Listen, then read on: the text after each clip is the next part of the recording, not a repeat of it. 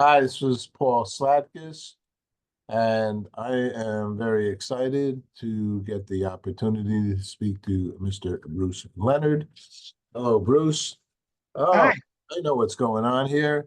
I don't have the video on of me, and now there we you are. and we're going to dedicate. Actually, Bruce and I are high school mates. Bruce was in I think 1 year older than I, and thusly he's smarter than I. And we had a mutual buddy, but we knew each other as well. Todd Frank, and this is our boy Todd. This was a photo that we had. Todd passed away last year, and saw it well missed, big time. He was our drummer in our Iguanas band. These are photos. I'm in my own home here, doing this interview, and I I wanted to start off with Todd because we both loved him so much, and Bruce is a do-gooder, and has been his whole life, and we're going to learn a little bit about him and how he and I are going to do some good things together for the International Day of Peace. So, Bruce, give us a little bit of background. Welcome, and thank you for taking some time to speak with us. We have had a exciting conversation already because we're going to do some things together. So, tell us a little bit about your background. Yeah, well, thank you, Paul. This is an honor to be on your show, and I'm so glad that we've connected. I grew up in Sleepy Hollow with Paul. Graduated from high school there, went on to college in Pennsylvania. I was a wrestler, so I wrestled in college, and then I didn't want to go to Vietnam. I was the graduating class of '68. And so I wanted to defer it and went into a program called VISTA, which is Volunteers in Service to America. And they sent me to work and live in a low income housing project in Honolulu, Hawaii. And I worked with multi Pacific Asian Islander juvenile delinquents. And during that time, I realized that VISTA wasn't going to keep me out of the draft. So I applied as a conscientious objector. And so that whole process was sort of my spiritual and intellectual awakening. After that, I was in a rock and roll band for a couple of years, and then I went to graduate school at University of Hawaii, got a master's in public health, went off to work with the Indian Health Service and had a 4-year assignment with Fork Peck, which is a Sioux Assiniboine tribe in Montana. And I brought my my wife, who I just married, and straight from Hawaii to Wolf Point, Montana, which is another long story. And then transferred to Zuni, where I was for 3 years in New Mexico, then went to the headquarters office of the Indian Health Service in Albuquerque, and then transferred to the Centers for Disease Control. After retiring, I taught college for 10 years, and now I'm, along with Paul, preoccupied with peace. And I'm a member of the Unitarian Universalist Church in Gwinnett, and we are a member of an interfaith alliance with multiple different religions. And so that's sort of my background and sort of the vehicle that I think is going to intersect with our peace activities for Paul and I, which is very exciting. You know, as you speak, I'm so glad we agreed to have a couple more moments here and to record this, because as you spoke, it made me focus a little more on what potentially I think we should do together or for discussion to do. Because I'm also ordained minister or interfaith, all faith. I've gone to seminary for 2 years, the oldest interfaith seminary here in America, that also got approved by the state of New York to ordain us, to literally allow us to do service. Um, I think the wise thing for us, and I'm talking out loud, so with you, you know, your thought. If you, because this is exactly what you said you wanted to do with me. And I'm trying to think of how to, you know, I'm doing the International Day of Peace for 20 plus years, since 2002, when it got a resolution in the United Nations. 193 countries agreed to it. Um, but the interfaith, the faith, your universal church outreach, I think that's where we should focus.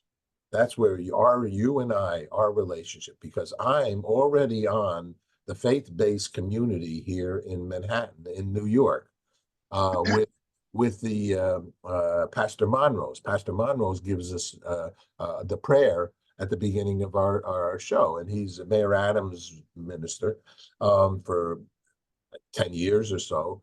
And I get on almost, they have a project, a monthly call with people from all over America, where I've announced the International Day of Peace and wanting their participation, but I want to dig down and do it, really get another level. If we could get the religious community um, joining us, which is millions and millions and millions, that's what we should do.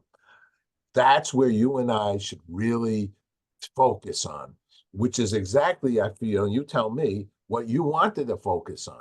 And so Absolutely. you're done deal. That's it. I That's mean, I the think home run. in order for us to have peace, it's got to start with the spiritual community. That's where we want. We want inner peace. And then we have inner peace, then we can have interpersonal peace. And then we can have community peace. And as those communities grow, consciousness will be raised. And hopefully we can look at the leadership of the world and enlighten them to stop violence. I love it. And we will have them help us pause the world for peace as declared by 193 countries. Now, I know a lot of religious leaders. I know Azra, she's the head of the Parliament of Religions, an organization of all the religions. I know a lot of people, but I can only do, if you can help us with that pursuit, I I'm can on board. introduce you to people that have big community, 100,000, 200,000, Right. millions. And so, because I interviewed them, because I'm interested in them. And so that's the deal. That's it. I'm very excited. This is what we need. And this we're going to start right away. I'm going to get a meeting. We're going to have a religious meeting um, very soon. Let me get the players that I know connected to it and make this happen. We already have Times Square. We have a broadcast.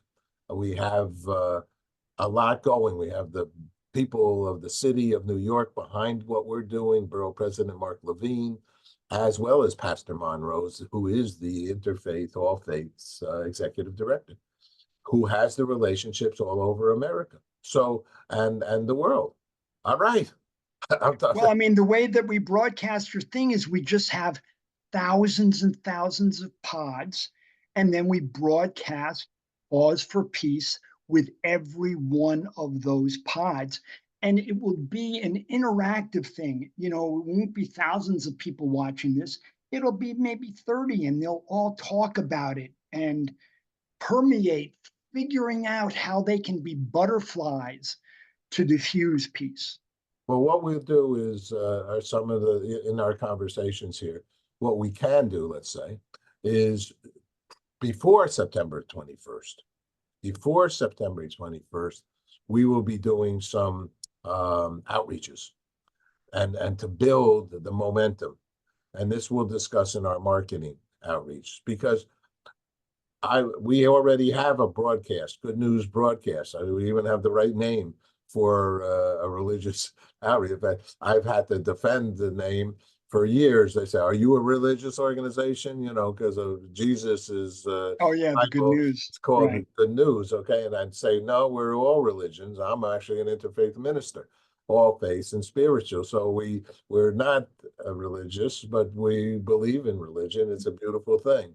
But we're more of believers in Homo sapienness, the brotherhood and sisterhood of mankind or womankind, or any other name you want to call us. So we're really on the same page. I'm very excited. We're going to tighten this up. Bruce is a tremendous asset to get involved with this. He's got the energy of a wrestler. And the cauliflower ears to prove it. Is that what happens to a wrestler? Oh, yeah. Because of the headlock? No, because, you know, when you tie up, you're head to head and ear to ear. And so, and then when you know, go in for takedowns and stuff, you can knock your ear into, you know, somebody's knee or stuff like that. There you go. But I mean, it's a badge of courage. If you ever go to a national wrestling championship, you just see all these mutants because all their ears are, you know, like corks, you know. Really, I never noticed that. I wasn't too keen on that wrestling, even though I had to do it a few times in high school, I guess, or elementary. I don't know, whatever school it was. I know I kind of like ran away from it. I said, no, that's too violent for me. I'm a peacenik. I don't even Well, like. the only reason I wrestled was I couldn't make the basketball team. So I was on the basketball team, which has become quite a violent sport too. They're banging the heck out of each other. Bruce, this is great. Let me ask you one last question. Sure. Just peace for you. What is peace for Bruce Leonard? Peace. What is Well, peace? I mean, I look at peace as sort of a three-dimensional thing. I think of inner peace. I think that people really need a good spiritual foundation to have inner peace. I think people that I think the world is enveloped with fear, and I think a lot of that fear is about death and maybe the impending death of our planet. I think subconsciously everybody is aware of that, and certainly the fear of death is prominent. So for me, I've come to peace with that. I believe that there is an afterlife and I'm here to actualize. And I think the more people that come to their understanding of what's going to happen next will contribute to their peace. And I think once somebody is centered in their peace, they are more capable of loving. And I love everybody. You know? Me too. And so, you know, I think about interpersonal peace, and I try to live by the golden rule. So I think that is the foundation of interpersonal peace. And hopefully that grows into community peace. But ultimately, the peace that I'm longing for, and I know you are longing for, is global peace. And I think the only way that's going to happen is one, the spiritual leaders are going to acknowledge and broadcast the messages of behavior by our prophets. Jesus, Mohammed, Buddha, Krishna, all believed in the golden rule. They all believed that we should help those less fortunate. We should serve. We shouldn't worship wealth, and we shouldn't kill. Now, if they can all promote those 5 behaviors, I think that is going to contribute to us finally being conscious that the reason that we don't have peace is because we don't behave. The golden rule has got to be prominent in our character for us to have peace. And then as we think about that, the key is moral leadership. We need leaders that follow the golden rule. But in order for them to do that, we need to change the systems that they operate in. Capital system is win-lose. Our democratic system is win-lose. Our judicial system is win-lose. Those things have to change in order for us to behave. And when our leaders behave, then they will stop killing.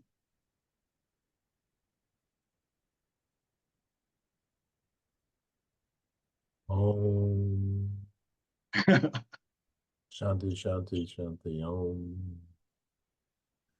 This is a lucky day for the world of peace. I wanted to give a shout out to John Ann Winchester, who suggested for Bruce, I believe, to give me a holler. She's another patron for peace. And, you know, nothing much more I can say. You're very, I don't know if erudite is the right word, but you're a smart guy, and you speak beautifully, and who have your thoughts very succinctly prepared. You spent some time thinking about this, and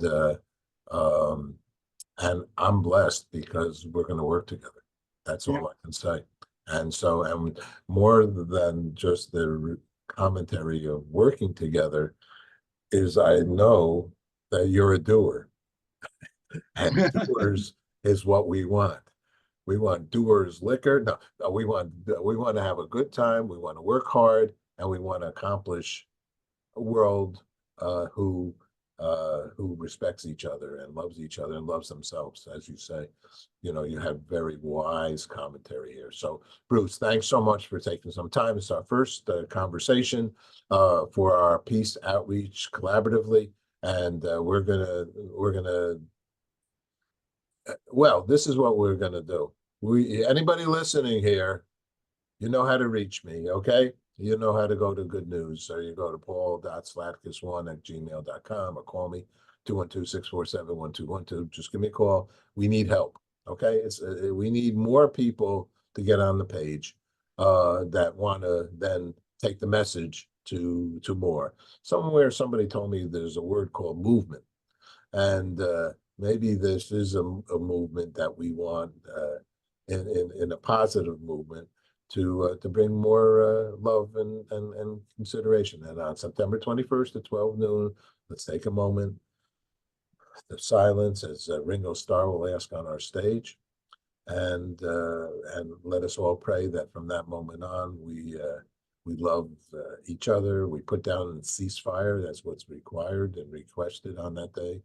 That we follow through. There's no need for some of these silly actions that human beings have taken on each other. There's just no need for war. There's just no need. It's old news. It's stupid stuff. So let's got a good man here with Bruce. So I'm very excited. Thanks, Bruce. Thank you. Thank you, Paul. Any last thought you want to share? Well, I mean, I think the way that we're going to intersect is this idea of interfaith religious pods and trying to get 4 different religions together and share music, share food, and have the spiritual leaders of each of the religions that are there, and there will only be 4, talk about their belief systems and have a discussion. And I think this sort of intimate relationship, we can also watch Pause for Peace. We can have that televised. And the more pods that we have, the more people in the world will see this. I mean, my dream is that with Paul and my interventions together, and certainly collaborating with all the peace efforts in the world, that if we get 1/10 of the population to participate and see this, that will change the consciousness of the world. So we should shoot, Paul, for 800 million people. 1/10 of the 8 billion that we have on the planet. So let me ask a question. I see your organizational strength. This man has worked at the CDC. He's worked at corporate, let's call it corporate or government, and actualized things that need to have organization to get done. I mean, this is business 101. To get something done, you got to really be organized professionally and smartly.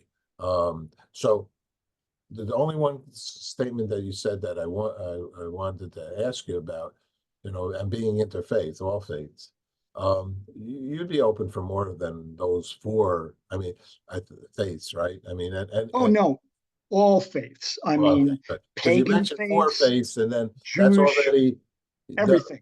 yeah. Because you said four religions, because there's hundreds of religions. That's the Yeah, reality. And in fact, every religious person, I always, there's 140 groups within the Christianity, or maybe 600. right, And I exactly. think everybody is a religion of unto themselves. I mean, Right, I am a Jew the way I'm a Jew. The next Jew next to me is a Jew the way maybe they're in temple today. Today is Shabbos. So, exactly. so it's all good, but I know you're loving in that manner. I am so happy. I am so happy because we really need you. And I'm thrilled. I am thrilled. This is one of the best days of my adult life. well, let's not put we're not adults yet. We're getting Well, closer. exactly. All Yeah, right. so we're going to play and have fun. All right. Great, Bruce. Stay on the line. Great. Thanks.